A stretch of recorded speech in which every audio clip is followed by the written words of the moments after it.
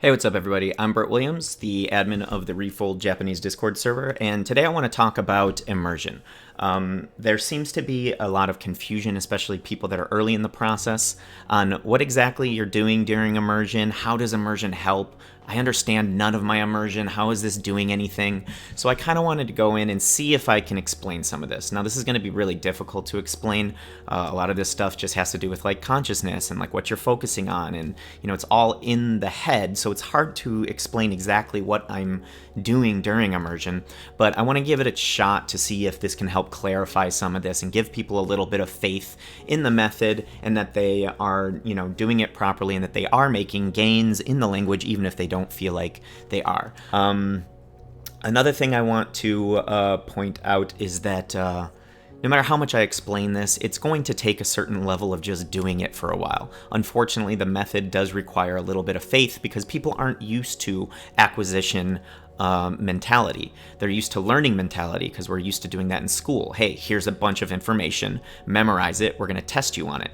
Now, as most of you know, this generally leads to you not remembering much of that information. So acquisition is actually focused around becoming extremely good at something, whereas learning is more focused around, hey, let's get this bare minimum crammed in these people's heads so that they can pass a test and at least have like a base level of understanding.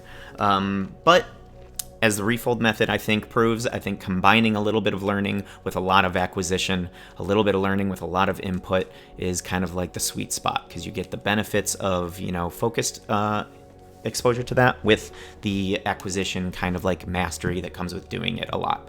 Anyway, so let's get started. The first thing that I want to talk about is I definitely recommend taking the time to kind of become familiar with acquisition learning, understanding Refold's method. And I think that this interview that Matt does with Dr. Stephen Krashen is a really good primer to kind of understand exactly what immersion learning is, because you kind of have to understand what your goal is and kind of like what the method is to really have faith in it. I feel like if you don't have faith in the method, like if you're not excited to be like, oh yeah, I understand this, I feel like I understand it, I'm excited to do this. If you don't have that kind of like excitement for the method, if you aren't on board, I feel like you're doing yourself a disservice, because like I said, it requires a certain bit of faith in the beginning, and if you don't take the time to acquire that faith in the method, then I don't know if you're going to be getting as much from your immersion. So I recommend checking this out and doing a little bit of research. But let's assume that you guys are already on board.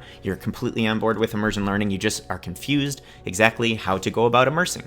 So let's talk about that a little bit. I'm going to be going over just kind of like what I do during immersion, how I got to the point where I am. I'm not going to be going over tools or exactly what content to watch. There's plenty of resources in the Discord to help with that. We'll go over that later. So let's go over let's start off with, why do we recommend immersing straight from the beginning? How are you getting any benefit from your immersion early on when you don't understand any of it? Well, kind of what we recommend you do in the beginning is you work on a little bit of conscious learning. This is like your foundation deck, right? So this is like the JP1K, something like that. A foundation deck where you're getting like the top 1,000 or so vocabulary in a structured way. These are going to be really high, high frequency words for the most part. The JP1K is taken from slice of life anime, so if you're engaging in that type of stuff, you're going to get a lot of use out of it, but pretty much these words are so kind of common that you'll find them no matter what content you engage with. While you're doing that, you're going to still be immersing. You don't want to wait until you're done with these 1,000 words. You don't want to wait till you have like this, kind of like base. You want to be building up your acquisition of these elements as you're learning more and more. Because if you go through these 1,000, like, it's not going to be a waste of time. It's just not going to be as efficient a use of your time. And the first thing that I want to cover on is this idea of the snowball effect. I have a longer video talking about the snowball effect, but I'm going to summarize it here. Basically, what the snowball effect is it's the idea that learning languages is like a snowball, and, at first you have to like gather up the snow and you create like a little snowball, right? And then what you're going to do, if you're like making a snowman, is you push that snowball through the snow. And as it goes through the snow, it picks up more and more snow, and it gets bigger and bigger. And with every single rotation, it becomes exponentially larger and larger. The hardest part is in the beginning because you have to push it a bunch of times in order to get that thing going. But once it's large enough, it becomes much easier to be able to, gather the snow because you have all of this surface area. You have so much more surface area picking up new snow. So what does this have to do with language learning? Well, this is basically how acquiring the language works. As you fully acquire, not just learn it in the SRS, but as you fully acquire new elements, the other elements in the language become easier and easier to learn because you can attach those new memories to old memories that are already solidified, okay? This is why we use English or whatever your native language is or whatever language you're comfortable with as kind of like a crutch in the beginning. Because if you can say, hashiru equals run, well then this is a solidified memory that you can attach that to, right? So we use English as a crutch in the beginning because you can attach memories to these already solidified memories. But as you get enough of the language fully acquired in Japanese, right, then you start to just attach other Japanese memories to solidified Japanese memories, and we start removing English as that crutch altogether. So what does this have to do then with immersion? Well, this has to do with immersion because immersion is basically where you fully acquire things. In Anki, in the SRS, in your flashcard program, or in Conscious Study, as you're browsing the grammar guide, as you're going through this foundation vocabulary deck of the 1,000 words, you're starting memories, okay? You're not fully acquiring them. You're becoming aware of them. You're priming those things for immersion. But when something is kind of just like barely in your memory, when you just kind of have like a light, foggy understanding of it, it's really hard to attach new meaning to it. It's only through fully acquired stuff that you really can attach new information to and get that snowball effect going. And it's through immersion that you fully acquire things. It's through seeing the same things in a bunch of different contexts that you start fully acquiring it. So that's why we recommend immersing from early on. Because if you know 2 vocabulary, okay, and you go through your immersion, and you see that vocabulary one time, and then go through another sentence and you see it again, and now your brain starts realizing, hey, this vocabulary isn't just in this flashcard program. I have to remember it all the time because I might see it in this context or that context. Because if you only study it in the SRS, your brain thinks, okay, I only have to know this information in this one context. What you want to trigger to your brain is there are thousands of context out there that I have to remember this in. So this is what triggers to your brain, okay, this is important. We're going to start trying to find, more detailed connections with how this one word is used. What's the nuance? How does it link with the words around it? And this is all kind of done subconsciously. This is your subconscious learning algorithm in your head going to work. You become consciously aware, oh, that's the one word that I know out of the 2 words that's one of the words out of the 2 words that I know. You become consciously aware, and that triggers to your subconscious, okay, we need to, do something with this information because we're seeing it a bunch of times. This is important. And then eventually, once you see this, maybe 10 times, maybe 20 times, maybe 100 times, your brain will fully acquire it. So what does fully acquire mean? Fully acquire basically means that there is no thinking involved. This is what I call fully acquired. There is no thinking involved. You hear the word or you see the word, and there is no what does that mean? What's the meaning of that word? It's basically the same way when you hear run. You don't have to think to yourself, what does run mean? Okay, run is when you do that thing where you run, where you walk very fast or whatever, You don't think at all. It automatically processes as base meaning, okay? So that's what you want to be doing early on. Even if you only know 2 words, which you're going to know a lot more because you'll probably do 5 words, 10 words the first day. But even if you only know 2 words, you want to be immersing because working towards fully acquiring these 2 words will grow your snowball, okay? So that's why we recommend immersing very early on.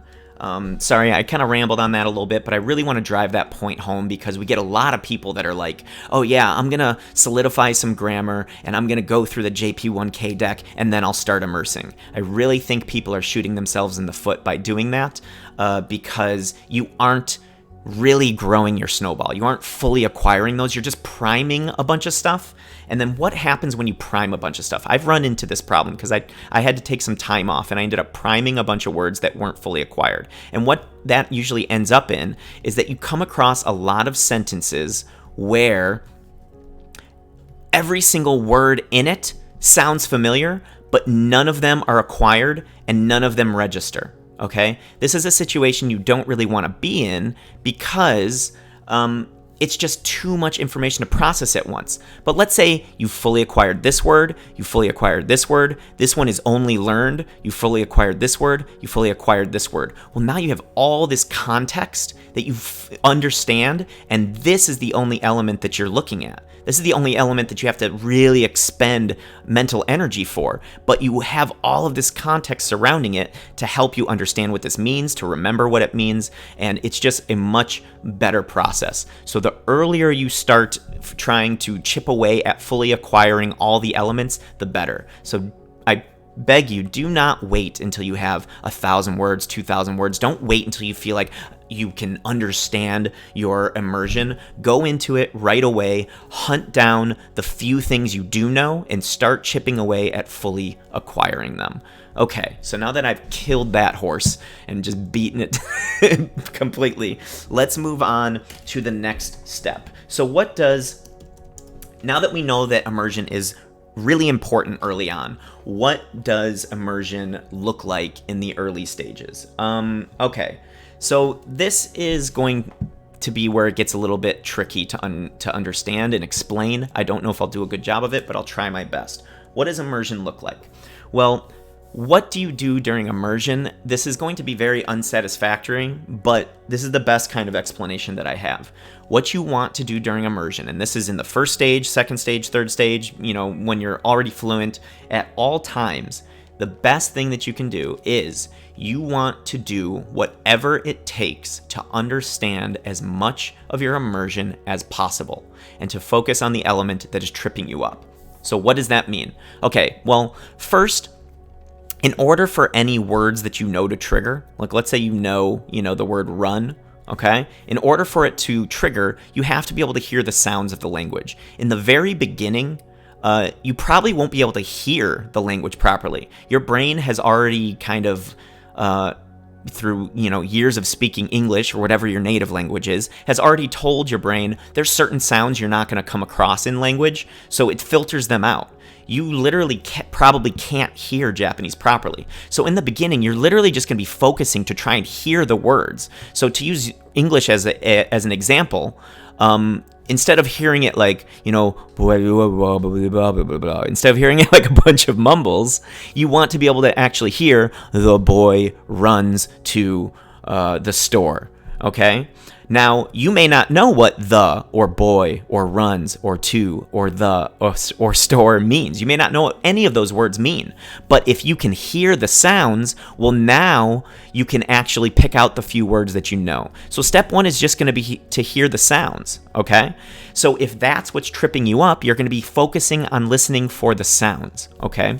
Next, you're going to be listening for words, for elements that you know. You're going to be trying to hear. If you hear the sounds, well, now you're going to say, do any of these sounds sound familiar? You're going to be listening for run. Now, when I do this, I'm not like specifically having in my mind the thousands of words or hundreds of words or dozens of words in my head. Okay, listen for run, listen for run, listen for run. No, you want to listen intently and see if any words trigger. And if any words trigger that sound familiar, think to yourself, do I remember what it means? Or do I have to stop and look up that word and refresh my memory? Now, you don't want to look up words too often. We'll talk about that later, how often to look things up. But sometimes you need to stop, remind yourself what it does, and immersion basically becomes a flashcard program. But a flashcard program where you're seeing it in new context every single time, which triggers to your brain. This is important. Once you have like a bunch of words, If you know a bunch of words in a sentence, well, now you're going to be looking for sentences. You're going to see if you can understand sentences. And this may take, months or a year to get to this point where you're understanding sentence. Well, probably not a year to understand some sentences, but to understand lots of sentences, it will take year or years. But you might start understanding, the occasional sentence pretty quickly. But now, this isn't something that I consciously do. It's not like I'm like, okay, listen only for sounds right now. Ignore words. I'm constantly at all times trying to focus on the element that's tripping me up. If sounds are tripping me up, I'm listening to that. Once I can hear sounds, hopefully words will start triggering. Once I can hear a bunch of words, now I'm looking to zoom out a little bit more and get sentences. Once I'm like stringing a bunch of sentences together, well, now I'm looking to zoom out and understand, entire scenes and see if I can understand what a whole scene is or a few sentences together. And then once I can do that, I can zoom out more and see if I can understand the whole story, the entire episode. So you basically start at the thing that's tripping you up and slowly zoom your consciousness out to understand more and more and more of the picture. And that's basically all immersion is. It's focusing on the element that's tripping you up, okay? Now, let me talk for a second on, do whatever you have to do to understand as much of your immersion as you can, okay? I don't want there to be the mistake of people thinking that this means stopping every single sentence and looking up every word you don't know or looking up every grammar point you don't know. That is not what you want to do. Now, in stage 2, you'll do a little bit of this. In stage 2, if you don't understand this is okay. Don't get caught up on this. But in stage 2, there's 2 types of active immersion. There is intensive immersion, and then there is free flow immersion.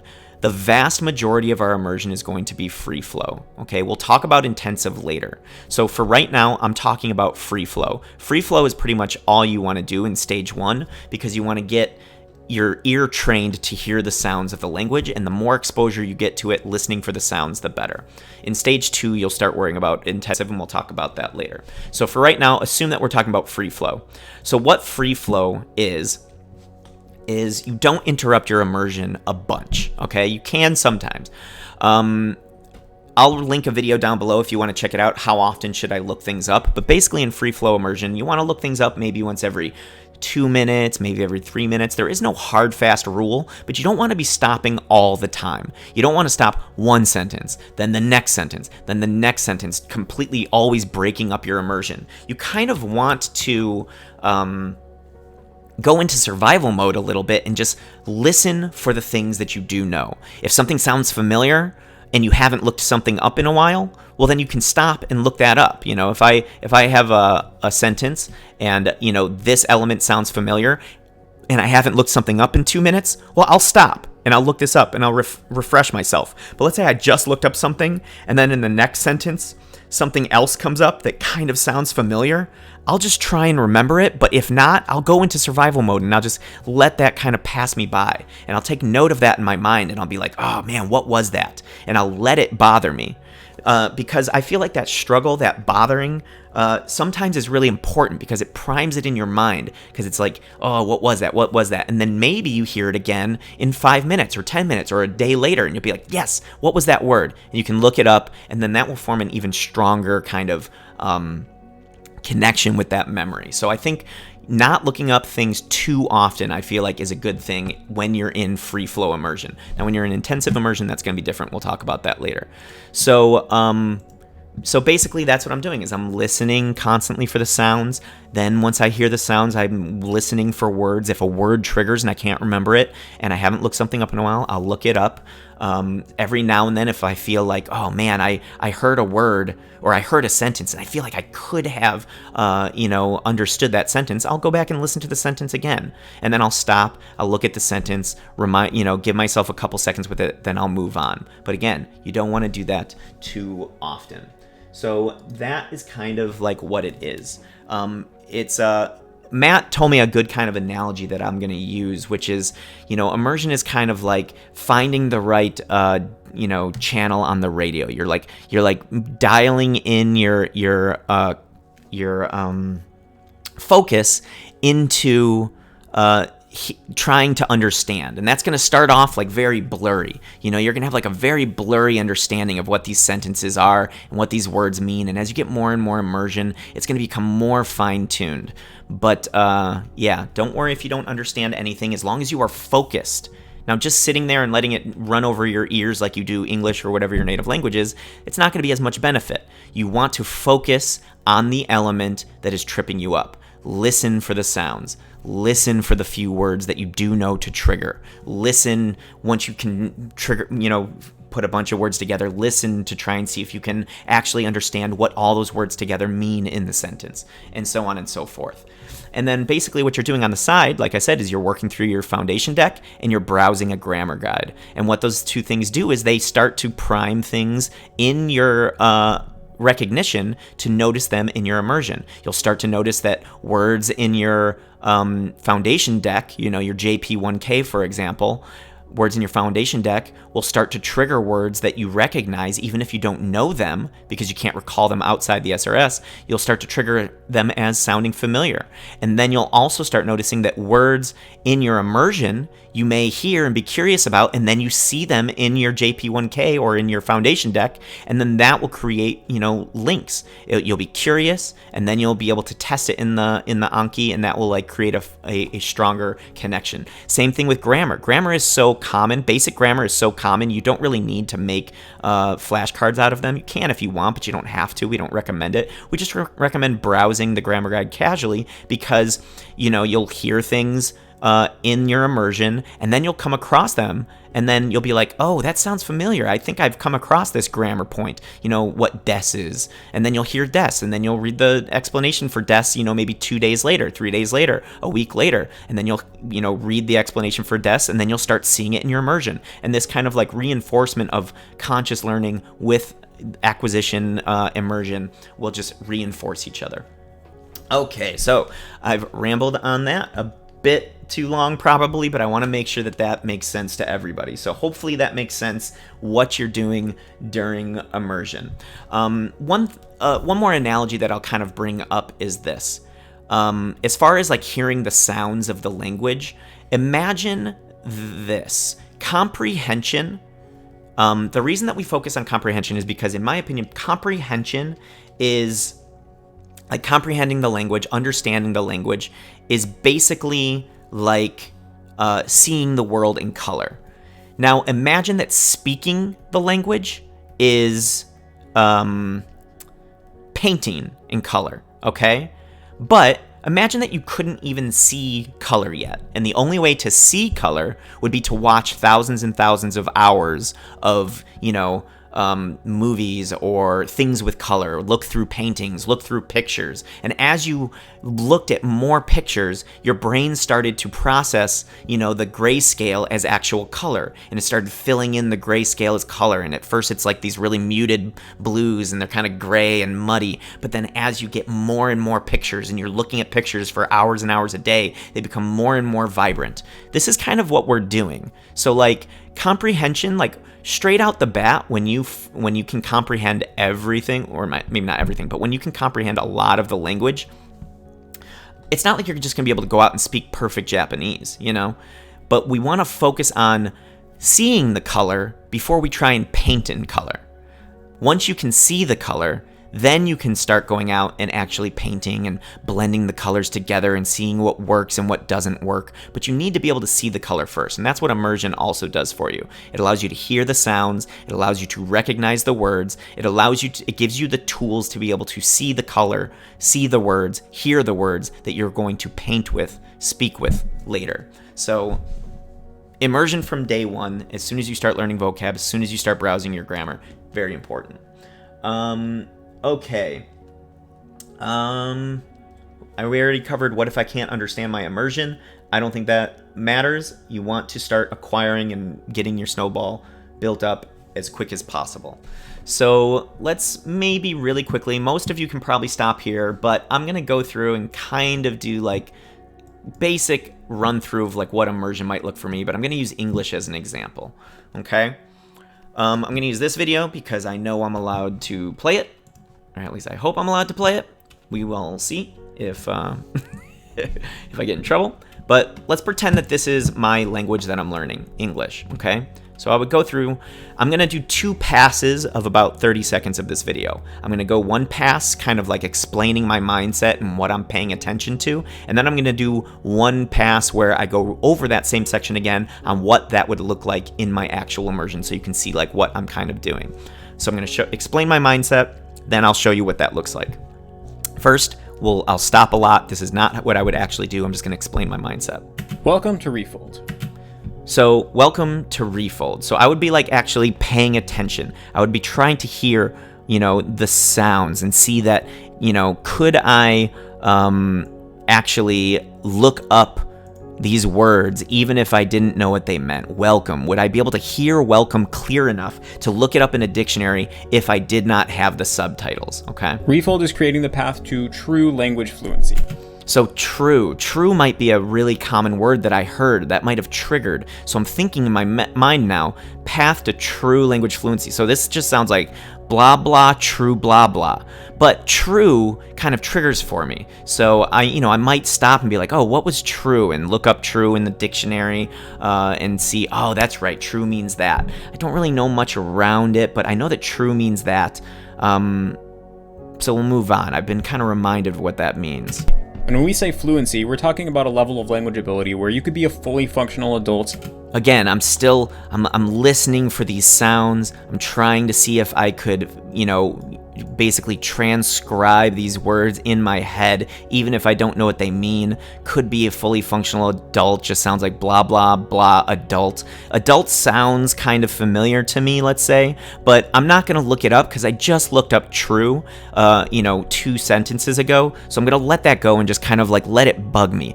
Oh man, I know I've heard adult, but what does adult mean? In a country that speaks that language. So you could have a high-level job in that language or go to school entirely in that language. Language. I'm hearing him say language a lot. What does language mean? This is something that I would kind of like maybe prime for later. And because I've heard it so many times in a row, I might stop early and look up this word because it's like language. What does language mean? I've heard that a lot. So I'll look it up and then be like, oh, okay, that's an important word for, a language learning video that means language.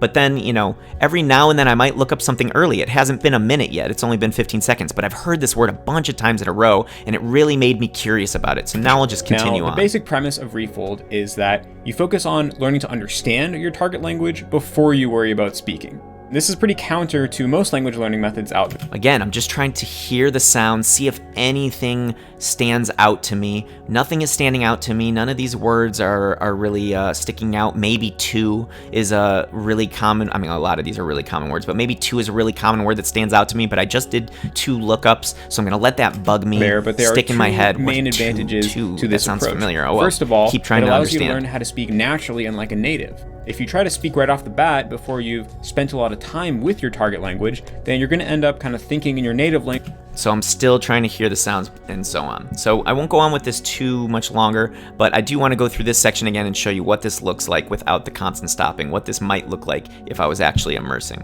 Welcome to Refold. Refold is creating the path to true triggered. What does true mean? I look up true? Okay. Language Continue. Fluency. And when we say fluency, we're talking about a level of language ability where you could be a fully functional adult in a country that speaks that language. So you could have a high-level job in that language or go to school entirely in that language. Heard language a bunch of times. I became really curious about it. I should not be doing a lookup this early, but every now and then you can break that rule. So I look up language. Oh, okay, that's what language is. Now, the basic premise of Refold is that you focus on learning to understand your target language before you worry about speaking.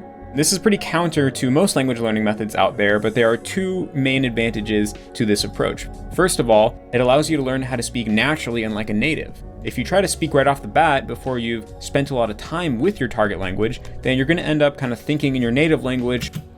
So that's kind of, what it looks like. There's a lot in free flow immersion. There's a lot of just letting things go, trying your best to keep up with it, letting things trigger. And if you haven't done a lookup in a while, looking it up, using that as a natural SRS, and then continuing on.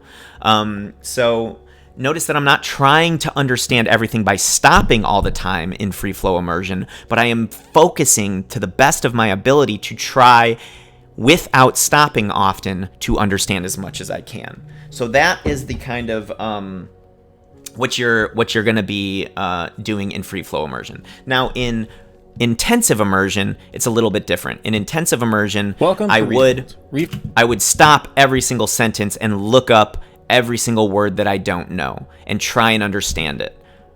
I wouldn't spend a lot of time, though, in intensive immersion. Now, this you don't have to worry about till stage 2. So if you guys are in stage 1, just ignore this. But I wouldn't spend a lot of time per sentence. Intensive immersion is not about understanding everything. It's just about giving everything a chance. A maybe 15 to 30 second to 1 minute chance. So I'll look it all up in the dictionary, maybe the occasional Google search, but I'm not having to understand everything.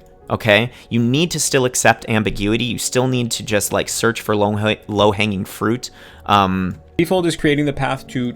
You still need to just search for low-hanging fruit in intensive immersion, but you give everything a try. So if I know path, I know I know truth, but I don't know language, I'll look up language, and fluency if I don't know it. And I'll be like, path to true language fluency. Now, maybe I don't know what a path to means. Maybe in my language, path to only means an actual sidewalk or path leading to somewhere. Maybe it can't be used kind of in this sense where you're making a mental path towards something, or a metaphorical path or figurative path. I'm not sure what it is, but maybe this doesn't make sense to me, but I know all the words. I gave it a shot. I'm not going to go up and look up, what does a path to something means. I might, but I don't want to spend too much time trying to master every sentence. I just want to give it the old kind of college try. You want to give it the old best try, but you don't want to linger on anything too much. You still want to focus on accepting ambiguity and moving on and hunting for things within your range. So, yeah. That's basically my long-winded, very rambly kind of explanation of immersion and what we're doing. I'm sure this was probably just too much explanation for most of you, but some of you might really benefit from just having it over-explained, because it can be really confusing in the beginning. You can feel like you're wasting your time. Just know that we all often feel in the beginning that immersion doesn't offer much benefit. We all often feel like we're not getting that much benefit, and that cramming more vocab in the SRS would be better, or studying more grammar and doing 5 hours of Anki and only 1 hour of immersion would be better, or 20 minutes of immersion would be better. I highly recommend against that. As we talked about early on, you're going to benefit from the snowball effect. So you want to be working towards chipping away at those elements that you're learning, trickling in things that you're learning, working on trying to fully acquire them, and get that fully acquired thing from immersion through focused immersion. Again, you don't want to just have the sounds run over your ears. You want to be focused in listening for the element that's tripping you up. At first the sounds, then the words, then the sentences, then the scenes, and so on and so forth, slowly working your way out. Anyway, I hope this was beneficial to you guys. I don't know if it is. Let me know in the comments if this helped, what could use more clarifying, what parts kind of lagged on, and which parts you would like to have more clarification on. I can make more refined, better versions of this video in the future, but I just wanted to do this kind of unscripted, rambly version of it just to kind of get the information out there so that we can continue to make better versions in the future, and then hopefully eventually we can have a fully edited, polished version of it that is really useful to the community. But yeah, give me your feedback in the comments below. Let me know what was good, what was bad, what needs less explaining, what needs more explaining, and hopefully this helped. So good luck to everybody, and continue immersing.